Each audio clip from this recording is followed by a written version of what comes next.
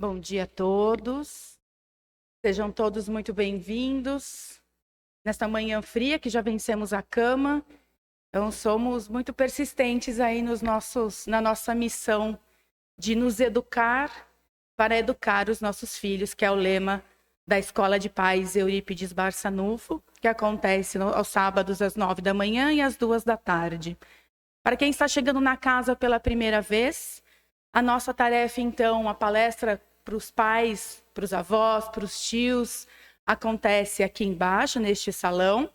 As crianças podem seguir lá para cima, no salão de cima, onde nossos evangelizadores ficam lá com as nossas crianças e com os nossos jovens, também transmitindo as mensagens do Evangelho de Jesus. Então, fiquem tranquilos quanto a isso, que ninguém sai daqui sem que seja pelas mãos dos pais. Um outro recadinho também é para quem chega na nossa casa em busca de algum tratamento, de informações, tirar dúvidas, também para inscrição no DEC. Lá na frente a Andréia, nossa tarefeira, também está lá com a mesinha. Lá ela vai indicar vocês, vai colocar lá na fila da entrevista, que é o DEPOI, né?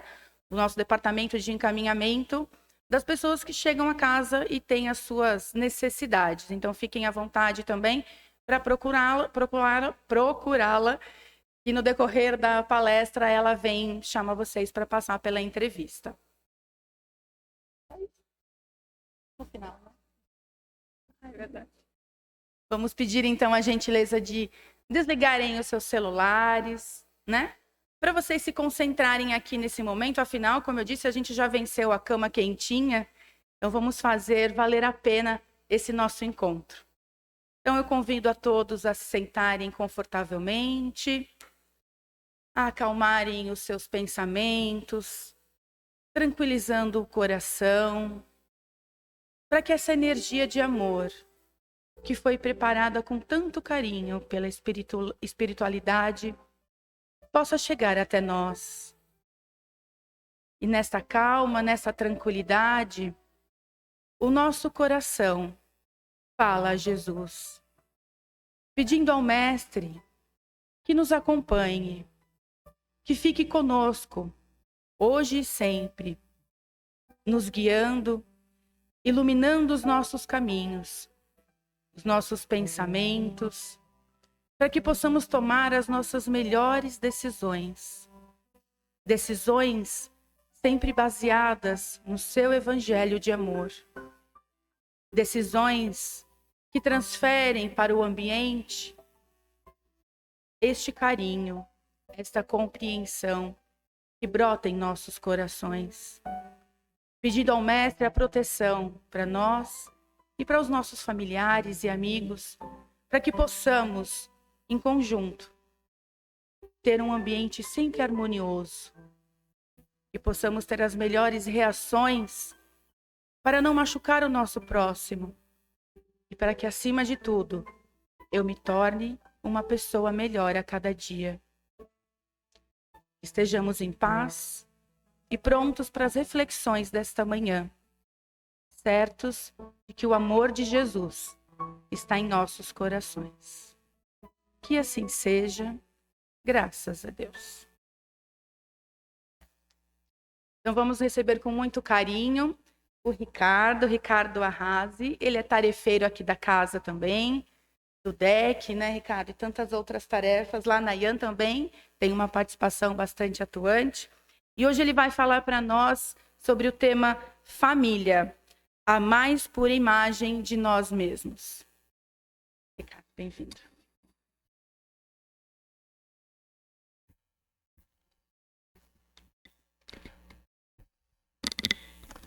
Bom dia, queridos irmãos.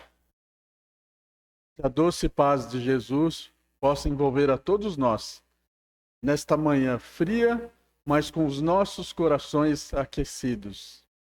E é sempre uma alegria nós estarmos aqui na Escola de Pais, porque, na verdade, nós trazemos as nossas crianças aqui, nós trazemos os nossos familiares, estamos aqui há muito tempo também convivendo com essa casa, então é sempre uma alegria nós estarmos juntos aqui para refletirmos à luz da doutrina espírita. E para a reflexão, nós sempre começamos com uma pergunta, uma reflexão para todos nós. No nosso convívio familiar, é onde nós somos mais espontâneos? O que vocês acham? Somos mais espontâneos quando estamos com os nossos entes? E aí vem uma segunda pergunta. Isso é bom ou é ruim, essa espontaneidade? E se somos mais espontâneos, por que somos mais espontâneos? Será que é por causa da convivência? Será que é por causa da divisão dos espaços que nós temos? Ou temos algo muito maior do que isso? Do que uma simples convivência familiar, física e às vezes de uma única encarnação? Já pararam para pensar nisso? Então, geralmente, quando nós estamos com os nossos familiares, é o que temos de mais duradouro, de mais essencial e de mais de nós mesmos. Mas vamos estudar um pouquinho sobre esse tema, que ele é super importante. Porque eu fiz uma pergunta: é bom ou é ruim a nossa espontaneidade? E aí, meus queridos, nós precisamos falar da nossa doutrina espírita, não é? Nós precisamos falar daquilo que é da natureza humana. Deus, ele nos coloca aqui, nós todos encarnados, nesta vida, em outras vidas, nas nossas reencarnações, nossas vidas passadas, presentes, nossas vidas futuras, para que nós desenvolvamos o nosso potencial. E é o nosso potencial moral, o nosso potencial espiritual, não é? E para que a gente possa desenvolver esse nosso potencial, o que Deus nos proporcionou? Nos proporcionou a convivência em sociedade. É a lei da sociedade. Nós precisamos, para desenvolver esses potenciais, precisamos do outro. Precisamos desta convivência. E é claro, Deus nos coloca como uma primeira sociedade a nossa família, não é? As pessoas que estão mais próximas de nós. E, meus queridos, é importante a gente falar, quando a gente pega e estuda o livro dos Espíritos, e a gente faz algumas releituras, porque tem alguns capítulos que nos chamam mais atenção. E Allan Kardec, ele foi muito feliz, porque ele é o codificador. O que ele fez? Ele fez perguntas para a espiritualidade, e a espiritualidade foi respondendo para ele de forma objetiva, mas porém profunda. E quando a gente vai lá no Livro dos Espíritos, né, escrito lá em 1700 e alguma coisa, a gente fala, poxa vida, essa leitura ela está tão distante, talvez ela esteja desatualizada, né? Não, gente. As leituras doutrinárias do Espiritismo, elas são atemporais. Então vamos lá. Se a gente pegar a questão 775 do Livro dos Espíritos, é uma questão muito importante que Allan Kardec faz, e tem uma relação com a família, ele diz o seguinte, a pergunta, e se nós afrouxarmos os laços familiares, o que ocorre? A resposta da espiritualidade, dos benfeitores, é muito simples, objetiva e amorosa. Se nós afrouxarmos os laços familiares, nós teremos o egoísmo prevalecendo na sociedade. Se a gente parar para pensar um pouquinho, com certeza é isso, né? Porque o que é uma família? Uma família é troca, não é? É a cooperação. E se você começa a destruir os laços familiares, obviamente, eu só vou começar a pensar em mim. Eu só vou melhorar aquilo para mim mesmo. Eu não vou mais me importar com o próximo. Então a resposta ela é muito feliz. A recrudescência é o termo que se usa, o aumento do egoísmo. E o que é o egoísmo? É importante também a gente fazer uma reflexão sobre ele. Se a gente for lá na questão 913 do mesmo Livro dos Espíritos, é perguntado, Allan Kardec pergunta, o que é o egoísmo, então, já que ele é um mal na Terra? E a resposta dos benfeitores também é muito clara. Ela nos diz o seguinte: é o pior dos vícios que nós podemos ter. Todos os vícios humanos, eles têm uma relação direta com o egoísmo. Todas elas. Todas que a gente pensar. Né?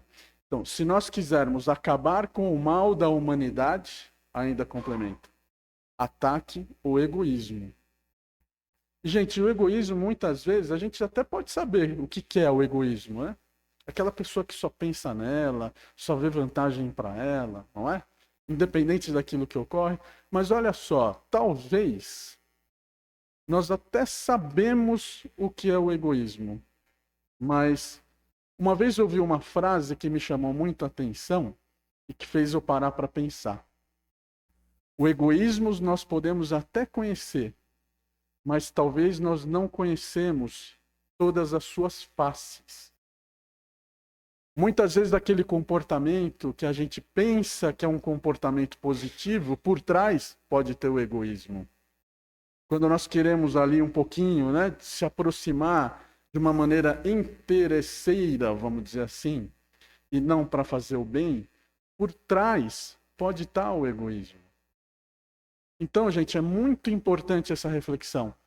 Nós viemos aqui para desenvolver todas as nossas potencialidades.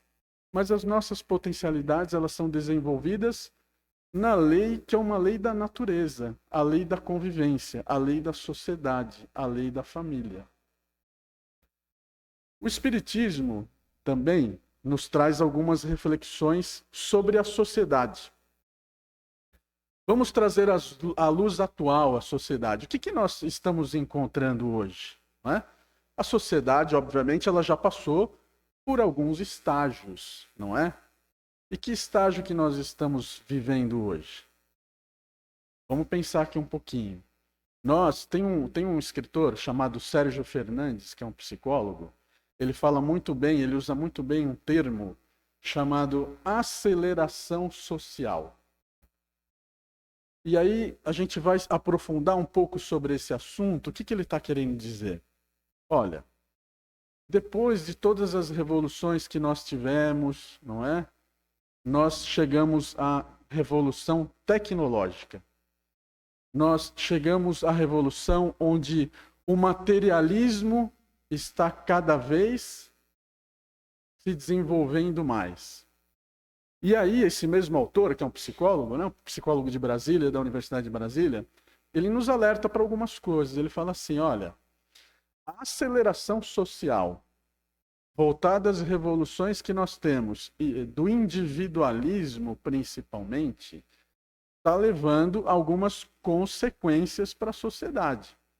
E aí é que ele faz alguns alertas, tá? É um estudo muito rico, ele está na internet, na Universidade de Brasília, é um estudo recente, né?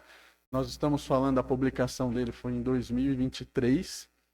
E o que isso tem a ver com o nosso assunto, com a família? Olha só, gente. Ele diz nesse mesmo artigo que a quantidade de informações que eu estou recebendo, ela está sendo muito maior que a quantidade de assuntos que eu posso absorver. Isso já é um problema. Imagina eu recebendo muita informação e absorvendo menos do que aquilo que eu recebo. Eu já tenho uma primeira frustração, diz o autor. Ele fala assim, olha, a gente precisa tomar um cuidado com isso, porque quando eu trago essas informações, que são relevantes ou irrelevantes, é claro, precisa ter um crivo para isso, eu não consigo absorver tudo. E mais do que isso, o meu comportamento, ele começa a ter um comportamento de isolamento.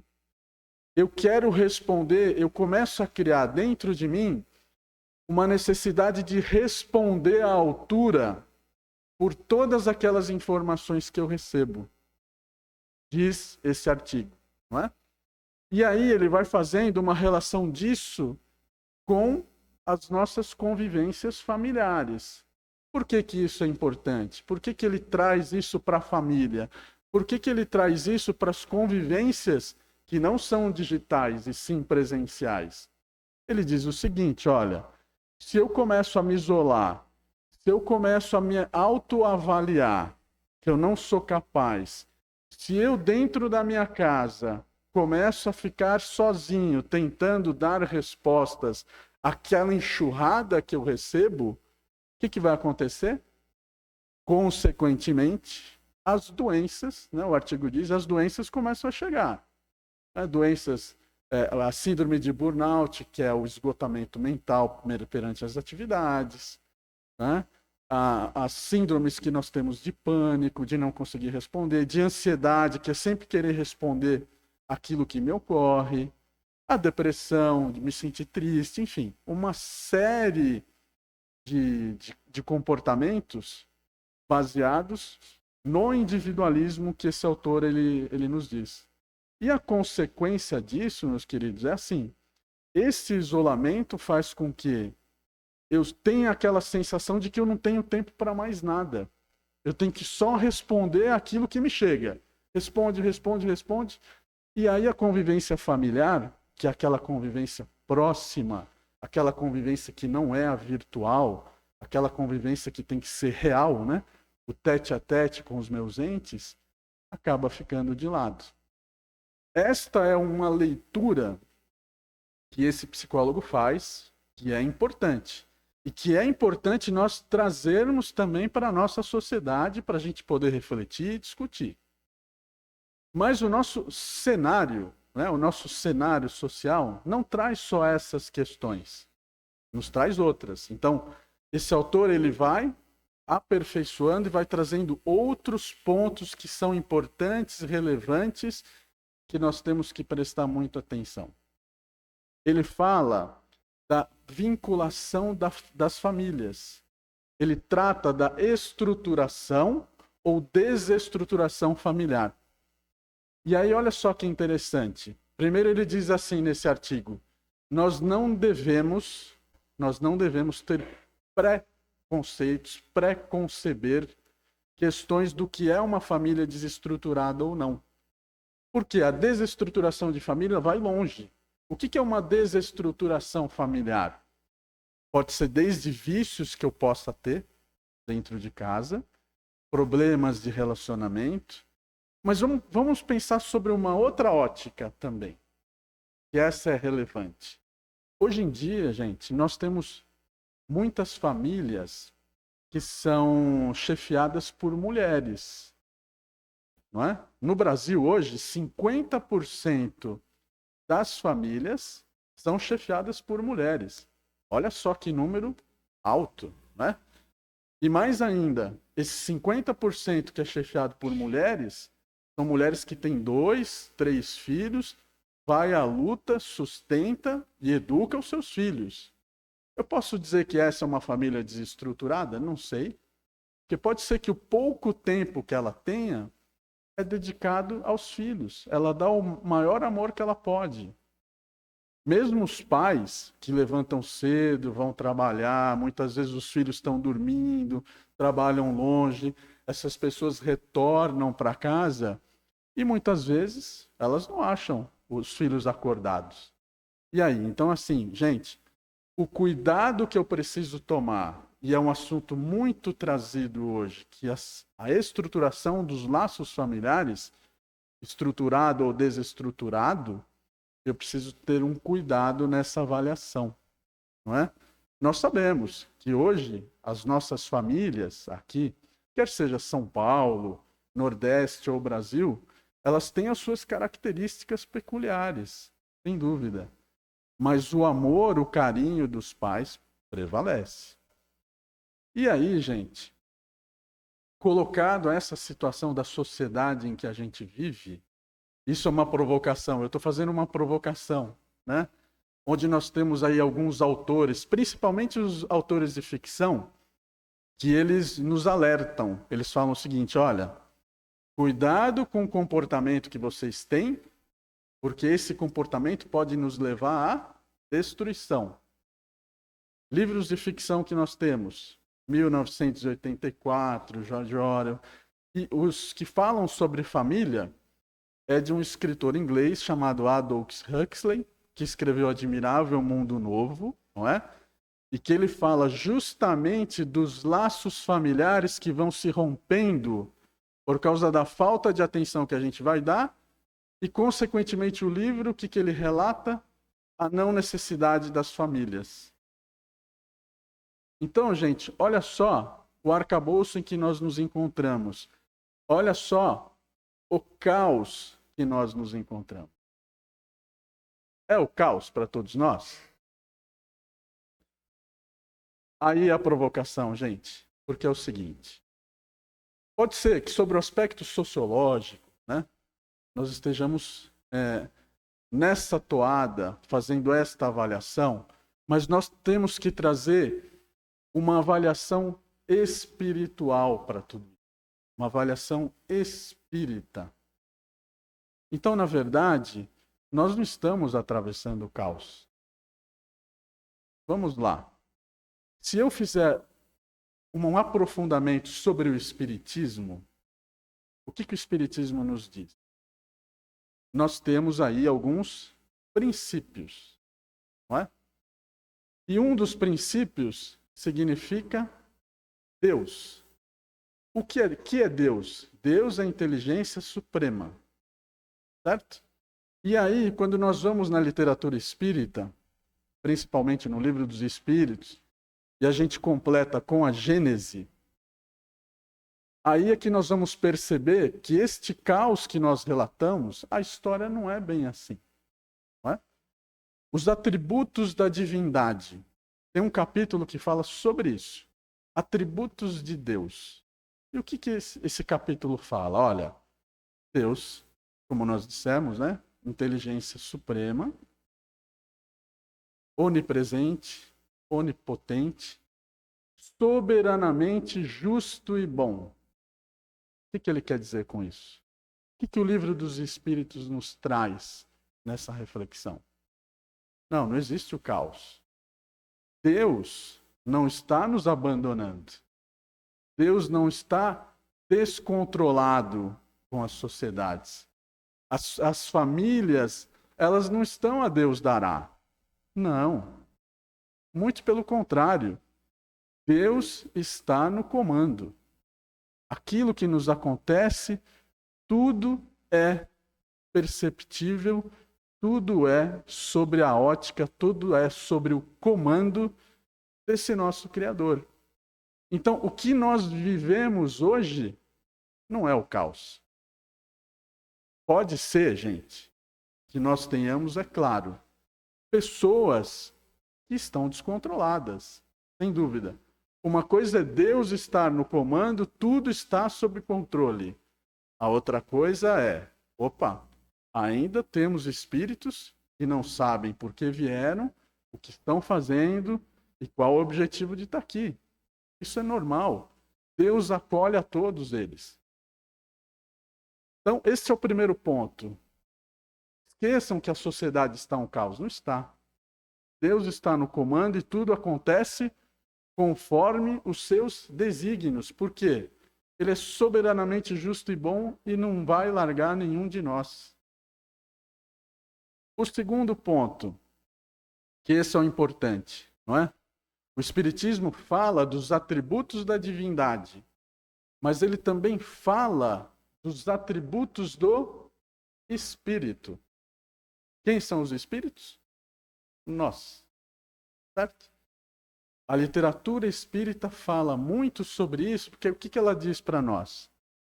Os atributos espirituais, que são os nossos atributos, é a nossa consciência, é a nossa razão, o nosso livre-arbítrio e a nossa responsabilidade. Olha só o que ele nos fala. Nossa razão, o nosso livre-arbítrio, a nossa consciência e a nossa responsabilidade. Tudo está na nossa consciência. A gente precisa aflorar. Tudo está aqui na centelha divina. Nós precisamos exercitar as nossas qualidades. Tudo está sobre as nossas ações. Deus nos coloca um projeto, mas através das nossas ações nós podemos desvirtuar ou não. É o nosso livre-arbítrio de decidir. Ele nos deu essa possibilidade. Não para nos castigar, mas que a gente possa aprender. E também nos deu a responsabilidade. O que é a responsabilidade? Não responsabilize os outros por aquilo que acontece com você. Você é o responsável. Então, se você tem que corrigir, corrija. Está nas suas mãos. Não é? Então, gente, a nossa reflexão, é claro, o assunto família, né? O quanto que nós somos parecidos, ou o quanto que a família representa nós mesmos de verdade, mas esse encontro nosso, ele é mais sobre as nossas escolhas. O que nós estamos falando aqui hoje, quais são as escolhas que eu tenho? É claro que quando eu falo de família existe um projeto reencarnatório, não é? Muitas vezes, olha só o que o Emmanuel fala, que nós somos o centro dos reflexos de nós mesmos. O que o Emmanuel está querendo dizer com essa frase? É simples. Reflexo, refletido, né? Ele quer dizer o seguinte: se nós fizermos uma lista de todos os nossos parentes mais próximos, de suas qualidades, de suas atribuições, ou daquilo que a gente enxerga que não é tão bom nele, né? Se a gente fizer essa lista, a gente vai observar que 80% dessa lista é reflexo da gente mesmo. Quer ver um exemplo? Às vezes eu sou pequeno lá, estou com o meu pai ou com a minha mãe, observo uma característica nele, que quando eu fico mais velho, eu falo, nossa, agora eu me dei conta, fiquei parecido. Não é como os nossos pais? A música Como os Nossos Pais fala isso, né? Então, nós somos o reflexo daquelas pessoas que a gente convive. E mais, gente, se pensarmos de novo na doutrina espírita, uma visão muito mais ampla, nós somos reflexos das várias encarnações que nós temos com eles. Porque não existe algo mais provável do que isso, né? A encarnação, ela não é única. Eu já venho a outras encarnações convivendo com aquelas mesmas pessoas. Muito provavelmente, ou aqueles espíritos, né? Vamos falar dos espíritos. Eu venho convivendo com esses espíritos. E quando eu faço o meu projeto reencarnatório, o que é o projeto reencarnatório? Olha, nós acertamos aqui, erramos ali, nós vamos voltar como pai e filho, irmãos, enfim, esposo, né, esposa, para que a gente possa não cumprir castigo ou nada disso, porque Deus não fala disso. Nós vamos voltar nesse projeto reencarnatório para que a gente possa, através daquilo que a gente aprendeu, reparar os nossos erros. Ou fortalecer ainda mais o amor. Porque às vezes nós temos a impressão que voltamos numa mesma família para reparar os erros. Não é só isso. Às vezes nós também voltamos para fortalecer as nossas relações, não é? Fortalecer o amor que ainda existe. Então, esse é o projeto reencarnatório. Então, quando Emmanuel fala, somos reflexos de nós mesmos, sim, porque já convivemos há várias encarnações e vamos continuar convivendo, porque isso faz parte da nossa evolução. E como nós dissemos, né? Nós escolhemos aquilo que queremos, aí fica o questionamento para todos nós. Quem nós somos diante da nossa família? Quando nós voltamos aos nossos lares, a escolha é nossa, não é? Se nós queremos ser intransigentes, se nós queremos ser pacificadores, se nós promovemos o diálogo ou se não promovemos, se nós damos importância ao exemplo, porque o exemplo, gente, a educação que nós damos aos nossos filhos, o exemplo é a única forma. Essa é a maior herança que a gente pode deixar para eles. são os exemplos, é o diálogo e o exemplo. É a educação mais plena, não é? E com os nossos entes também, os nossos pais, que muitas vezes convivem com a gente. Então, como é que nós estamos nos situando mediante as nossas relações familiares? Não é?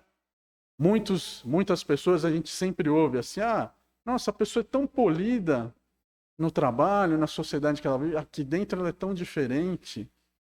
Aí fica a reflexão, será que dentro de casa nós não devemos ser tão polidos, tão educados, tão tolerantes, da mesma forma que nós somos na sociedade?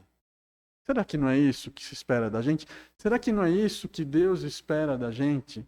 Porque Ele não quer que a gente evolua. E a evolução, gente, é claro, a família é um centro de cooperação, não é? Às vezes tem aquelas questões, né, de concordar ou não concordar, mas tudo isso faz parte do amor. O amor verdadeiro é esse, né? É a convivência do dia a dia. E é claro, se ela for pacífica, se ela for duradoura, se eu consigo entender as dificuldades do outro, as coisas ficam muito mais fáceis. Porque aí o que acontece? A imagem da minha família qual é? É aquela imagem que eu trago para dentro da minha casa.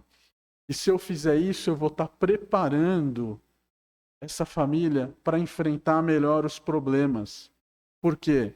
Uma família que tem a paz no coração, que sabe da importância do diálogo, que sabe que a violência não se leva a nada, que sabe que o amor, a caridade, a benevolência traz não só um bem para ela, mas para o próximo, este exercício diário, certamente nós vamos estar evoluindo espiritualmente. E essa evolução espiritual é o plano de Deus para conosco. Ele quer uma família universal, e para a família universal acontecer, tem que começar a trabalhar a família dentro de casa. Gente, e a doutrina espírita, obviamente, ela é maravilhosa, porque ela diz o seguinte, olha, se cometemos equívocos até então, se erramos, não é?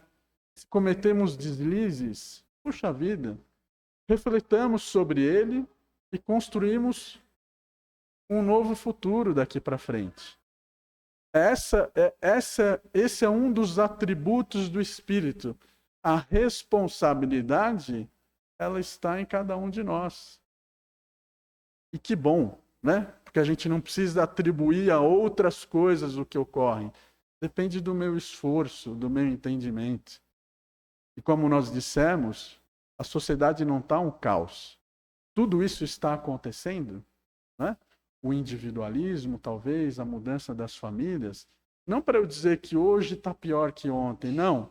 Mas para eu olhar de frente para essas questões e ver que eu tenho uma oportunidade de aproveitar melhor as questões tecnológicas em família, uma oportunidade de, mesmo tendo pouco tempo para com os entes, eu aproveitar aquele tempo, ler uma mensagem evangélica, fazer um evangelho no lar, não é? Num domingo, sentar à mesa com todos, mas não é só o alimento físico, mas o alimento espiritual, do diálogo, da compreensão. Tudo isso, gente, é fundamental, né? E olha só, claro, todos nós estamos acompanhando aí o que anda acontecendo no Sul, né? Então, o Sul, essas enchentes, muita gente perdendo aí as suas casas, as suas moradias. Gente, eu estava um dia desses sentado e prestando atenção na televisão, é claro, né? Aquela comoção toda. Mas teve uma história que eu vi assim que me chamou a atenção. Aquilo me comoveu, sabe, por ter visto. Tinha uma senhora que ela estava numa quadra com seus 2 filhos. E a gente conseguia ver no olhar dela, ela não era uma mulher triste, não era. E ela estava lá com seus 2 filhos. E nisso o repórter vai lá e faz uma perguntinha para ela, que é o seguinte: e aí? Tudo que aconteceu, perdeu tudo, né? Essa moça, essa senhora, de origem simples e humilde, vira para o repórter: não. O que eu perdi foi a minha casa, mas eu estou aqui com os meus 2 filhos. E o fato de eu estar aqui com os meus 2 filhos me proporciona eu fazer aquilo que eu tenho de melhor, que é cuidar dos 2. E aquela resposta daquela senhora simples foi tão cativante, foi tão bonito de ver. A gente via tanta sinceridade e o olhar dela não era um olhar de tristeza. Era um olhar de que ela continuava vivendo, fazendo aquilo que ela sabia fazer de melhor, né? Queridos, eu trouxe aqui uma mensagem. Eu peço licença para poder ler. Porque quando a gente traz esta paz interior para todos nós, este acolhimento às famílias, nós estamos trazendo Cristo para dentro de casa. Aqui nós falamos das lições, das virtudes que Jesus nos mostrou e nos mostra através dos exemplos por anos, anos e anos, e vai continuar mostrando. Porque é através dele que nós chegamos ao Pai. E é através dos seus exemplos que a gente pode melhorar a nossa condição espiritual, né? Eu gosto muito de um livro chamado Coração e Vida. Eu vou ler só um trechinho, escrito pelo Espírito Maria Dolores e psicografado pelo Chico Xavier. Olha o que ele fala, gente. Se surgem lutas e crises, com momentos infelizes, de verbo candente e vão, escuta com paciência, ajuda, ampara e abençoa. Lança a palavra boa que anule a perturbação. Opiniões, confidências, diálogos, comentários são forças de efeitos vários que se ampliam a granel. Há palavras que são flores, outras recordam espinhos nos lares e nos caminhos, espalhando fogo e fel. Estende luz e esperança. Fala no bem quando fales. Que a terra já tem por males penúria, tristeza e dor. Jesus nos pede a palavra para entender e servir, a fim de erguer no porvir, no reino de paz e amor. Queridos, essa mensagem é do Coração e Vida, Maria Dolores, o Espírito, como nós dissemos, psicografado por Chico Xavier. E eu gostaria de desejar a vocês muita paz, muito amor no coração, que nós possamos sair daqui com as nossas energias muito boas e possamos abraçar os nossos entes queridos da melhor forma, com acolhimento e amor. Bom dia.